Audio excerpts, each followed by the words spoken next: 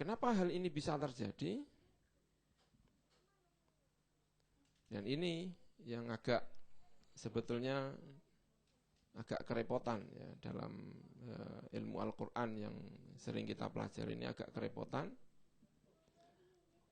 Kenapa? Karena hubungan antara manusia dengan malaikat itu sangat sulit. Ya, ini sudah ditulis oleh Al-Imam As-Suyuti. Imam Suyuti itu wafat tahun 911 Hijriah. Sudah berabad-abad tahun yang lalu, Al-Imam As-Suyuti. Imam Suyuti itu mengatakan seperti ini. Ya, bahwa manusia itu tidak mungkin bertemu dengan malaikat. Kecuali malaikatnya yang turun ke bumi atau nabinya yang ke atas. Kalau dua-duanya ini tidak ada yang ngalah, apa yang ngalah itu ya? Yang di atas tidak mau turun, yang di bawah juga tidak mau ke atas, itu tidak akan ketemu. Kenapa? Yang satu di alam zahir, yang satu di alam batin. Ini proses wahyu. Pertama kali Nabi Muhammad SAW mendapatkan wahyu dari Allah Subhanahu wa Ta'ala. Tanpa itu tidak mungkin. Makanya kalau maaf ya, kalau ada tahu dukun ya, ngaku-ngaku ketemu jin itu sebetulnya agak susah itu. Yang satu di alam gaib, yang satu di alam zahir. Kok bisa ketemu itu dari mana itu ya? Kita seliweran itu tidak bakal ketabrak jin, itu tidak bakal. Karena yang satu di alam zahir, yang satu di alam batin, di gaib. Ya tidak mungkin ketemu. Nah ini ada malaikat mau memberi wahyu kepada Nabi Muhammad SAW. Yang satu di alam batin, yang satu di alam zahir. Pertama kali Nabi Muhammad mendapatkan wahyu, itu malaikat yang kelihatan. Diceritakan ketika Nabi di Gua Hira. Ya, ketika Nabi di Gua Hira itu, lalu malaikat datang dengan wujudnya yang asli. Digambarkan sayapnya memenuhi langit dan bumi, itu dalam bentuknya yang asli. Karena itulah lalu Nabi Muhammad berkomunikasi dengan malaikat Jibril. Dan yang keluar adalah lafaz, bukan hanya makna. Karena kalau hanya makna saja, nanti terjadi distorsi. Ya. Saya pernah ketemu dengan salah seorang dosen ya, di Indonesia, mengatakan bahwa Al-Quran jika ditransfer dari malaikat Jibril kepada Nabi Muhammad kepada umatnya, maka akan terjadi distorsi. Itu karena basicnya dia mengatakan yang turun adalah maknanya, bukan lafadznya. Jadi pertama kali Nabi Muhammad, ini juga nanti hubungannya ada dengan puasa. Nabi Muhammad pertama kali mendapatkan wahyu, malaikat Jibril yang turun kepada Muhammad. Lama-kelamaan, karena Nabi Muhammad sudah terbiasa ketemu malaikat Jibril, Nabi Muhammad secara spiritual itu juga sudah naik, tingkatannya sudah naik. Nabi Muhammad tidak lagi ketika ketemu Jibril, itu bukan malaikat Jibril yang turun, tetapi Nabi Muhammad yang kemudian bisa mendalami dunianya malaikat. Digambarkan dalam hadis-hadis, ketika Nabi Muhammad mendapatkan wahyu, tiba-tiba Nabi Muhammad diam dan keluar keringat yang banyak sekali. Setelah keluar keringat itulah, lalu Nabi Muhammad mendapatkan wahyu. Ini yang kemudian sering dikatakan oleh para orientalis, biasanya mengatakan Nabi Muhammad itu ayanan. Tahu ayanan ya? Apa bedanya Nabi Muhammad dengan orang ayanan? Kalau orang ayanan itu kalau sembuh, orang jadi bingung. Tapi kalau Nabi Muhammad mendapatkan wahyu, justru mengeluarkan kalimat-kalimat yang indah. Mana ada orang ayanan yang sembuh tiba-tiba keluar wahyu yang baik? Ya enggak ada. Itu bedanya. Dan puncaknya ketika Nabi Muhammad itu sudah sampai pada kesempurnaan kenabiannya, kesempurnaan spiritualnya, Nabi Muhammad diberi mukjizat oleh Allah Subhanahu wa taala berupa Isra Mi'raj. Dalam Isra Mi'raj itu Nabi Muhammad tidak hanya ketemu malaikat Jibril, tetapi sowan langsung kepada Allah Subhanahu wa taala di Sidratul Muntaha. Apa yang bisa kita petik dari kisah Nabi Muhammad? Jadi asalnya malaikat Jibril yang turun kepada Nabi Muhammad itu pada mulanya. Lama-lama Nabi Muhammad bisa ketemu malaikat Jibril di alam gaib. Lama-lama Nabi Muhammad justru melampaui malaikat Jibril. Ketika sudah di dekat Sidratul Muntaha, malaikat Jibril sudah tidak bisa lagi mengantar. Tetapi mengatakan ini adalah makommu Muhammad, bukan makom saya.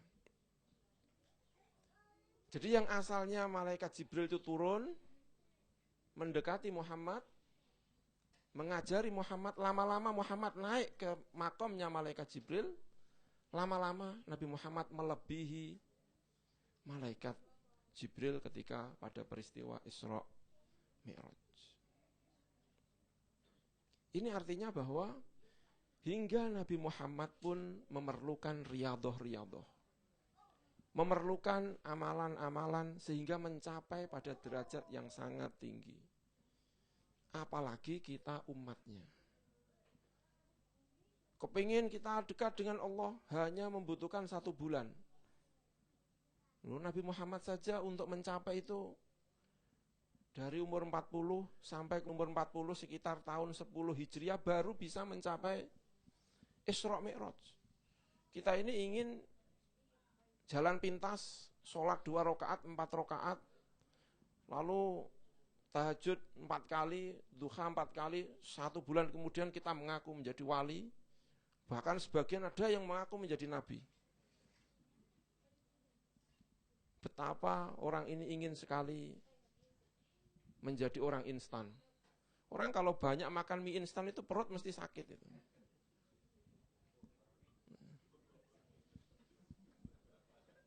Apalagi ada orang kepingin naik spiritualnya, pingin dekat kepada Allah dengan cara jalan-jalan yang instan.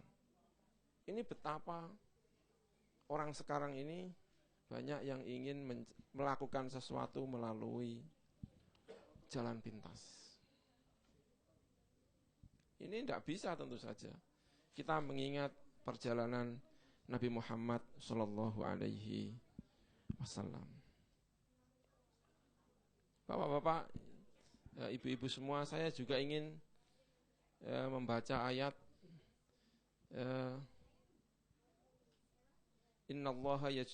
Allahu yajtabi ilaihi man yasha wa yahdi ilaihi man yunib.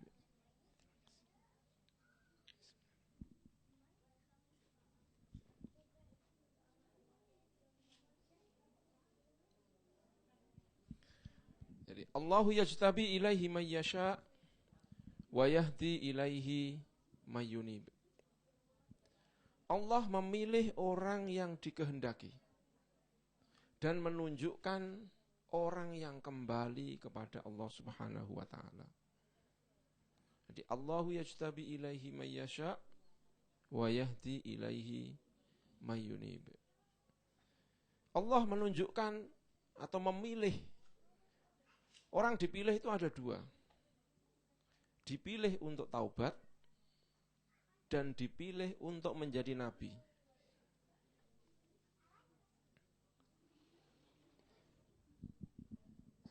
Orang yang dipilih menjadi nabi itu man yasha.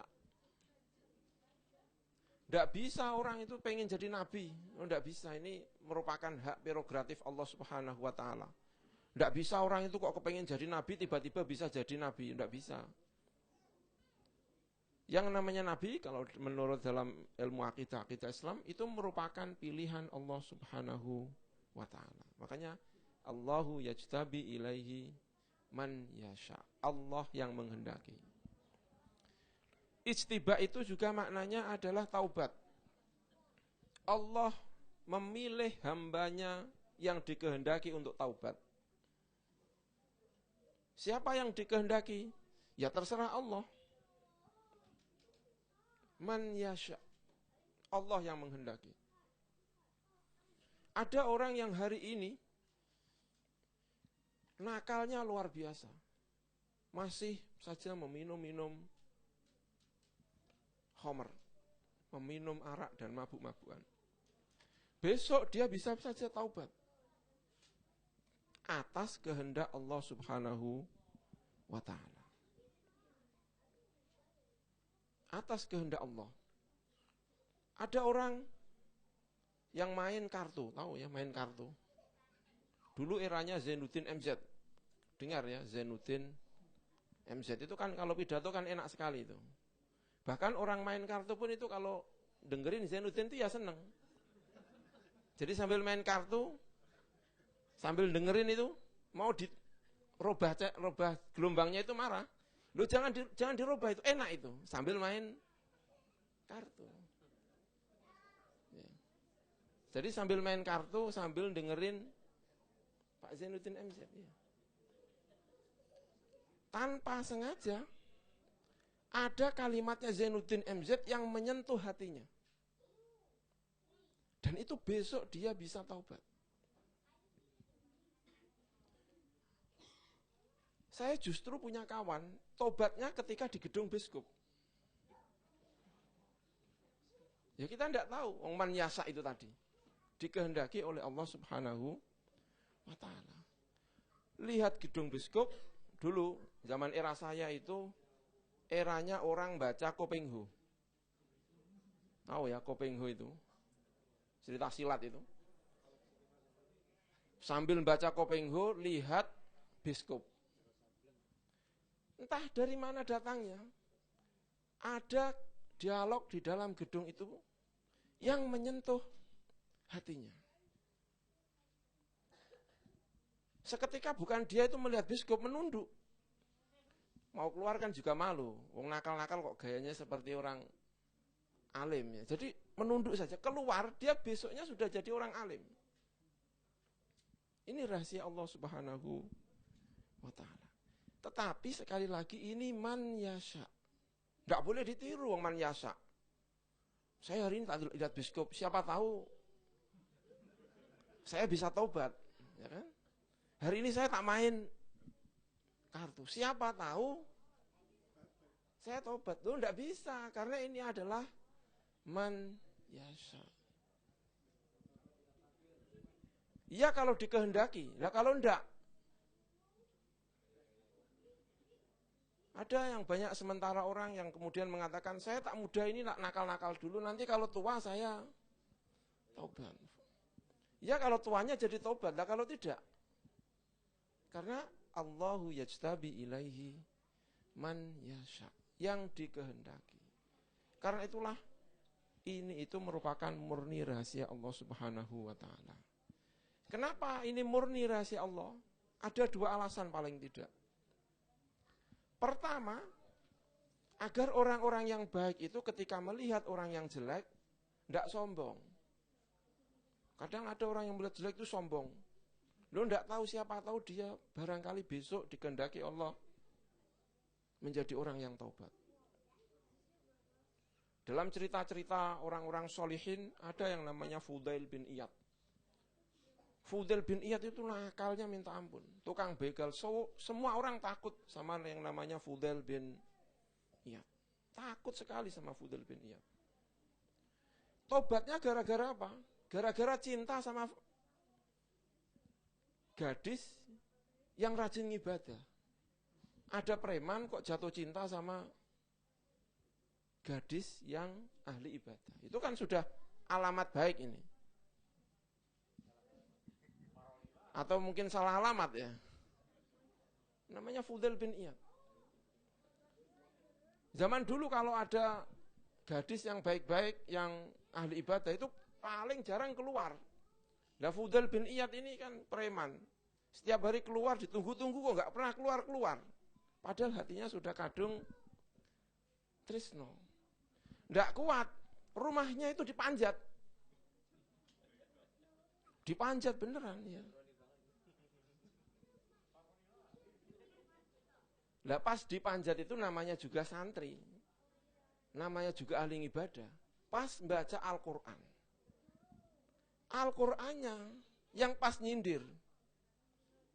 Pas baca alam yakni lilladzina amanu an takhsha'a qulubuhum li dzikrillah. Pas manjat-manjat gini itu, pas baca Quran, alam yakni lilladzina amanu an takhsha'a qulubuhum li dzikrillah. Apa belum saatnya orang-orang yang beriman itu untuk khusyuk? Kaget dia, perasaan disindir. Langsung dia tuh mencolot, iya benar Tuhan, sudah saatnya khusyuk ini. Jadi lompat. Dan atas dasar itu kemudian dia beribadah sehingga terkenal menjadi julukan Abidul Haromen. Ahli ibadahnya tanah Mekah dan tanah Madinah. Asalnya begal itu. Dan tobatnya gara-gara jatuh cinta sama gadis. Saking kangennya menek. Rumahnya pas baca ayat yang nyindir. Ya tak kalau yang disindir kita tidak paham ya, itu kan orang Arab ya. Kita disindir tidak paham. Itu yang pertama, kriterianya. Makanya tidak boleh sombong yang pertama. Yang kedua, orang yang selalu maksiat ini tidak putus asa. Karena ada orang-orang tertentu, siapa tahu justru dia yang dikehendaki oleh Allah Subhanahu wa ta'ala. Karena tidak boleh sombong, konsep sombong itu tidak boleh. Ada melihat orang lain jelek, tidak boleh sombong karena ada kemungkinan dia ini dikehendaki oleh Allah Subhanahu wa ta'ala. Yang kedua, wa yahdi ilaihi man yunib. Nah ini yang jelas. Dan Allah menunjukkan kepada hambanya yang kembali kepada Allah Subhanahu wa ta'ala. Ini yang kemudian diikuti oleh umumnya orang Islam. Pada saat puasa kembali kepada Allah. Udah pasti nanti akan ditunjukkan oleh Allah Subhanahu wa ta'ala. Ini yang kita tiru. Jangan mengikuti yang pertama. Ikutilah yang kedua ini, yaitu wa yahdi ilaihi man yunib. Allah menunjukkan kepada hambanya yang kembali. Orang kembali itu setelah taubat. Taubat, karena taubat itu berhenti dari maksiat, lalu kembali berjalan menuju Allah Subhanahu wa ta'ala. Belum taubat kok sudah kembali, itu salah. Belum taubat tapi sudah kembali. Sama seperti budaya kita, kalau hari lebaran itu, orang berbondong-bondong ke masjid, ke lapangan untuk melakukan sholat id, tapi lali sholat subuh. Banyak ini, oh iya banyak. Sebetulnya mana yang wajib? Idnya atau subuhnya? Tetapi memang ya begitu. Tobat saja belum, tapi sudah kembali.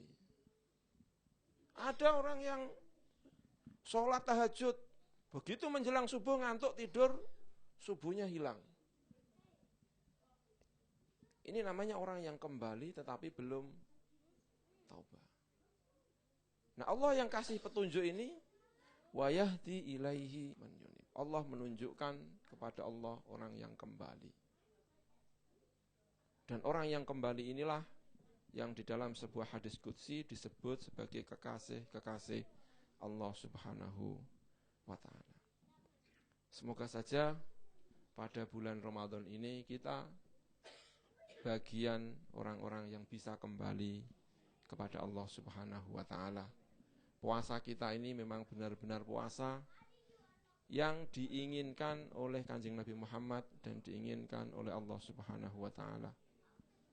Puasa kita itu kata Nabi Muhammad, kita dilarang untuk makan, dilarang untuk minum, dilarang untuk mengumpuli istri-istri kita yang sebelumnya adalah halal. Makan yang asalnya halal menjadi tidak boleh, minum yang asalnya halal menjadi tidak boleh, mengumpuli istri pada saat siang hari yang asalnya boleh menjadi tidak boleh. Apalagi yang asalnya tidak boleh. Ngomongin orang, asalnya boleh apa tidak boleh? Tidak boleh. Puasa, lebih-lebih tidak boleh. Tetapi puasa itu dipahami sebagai larangan makan, larangan. Loh itu yang asalnya boleh saja menjadi tidak boleh, apalagi yang asalnya memang tidak boleh.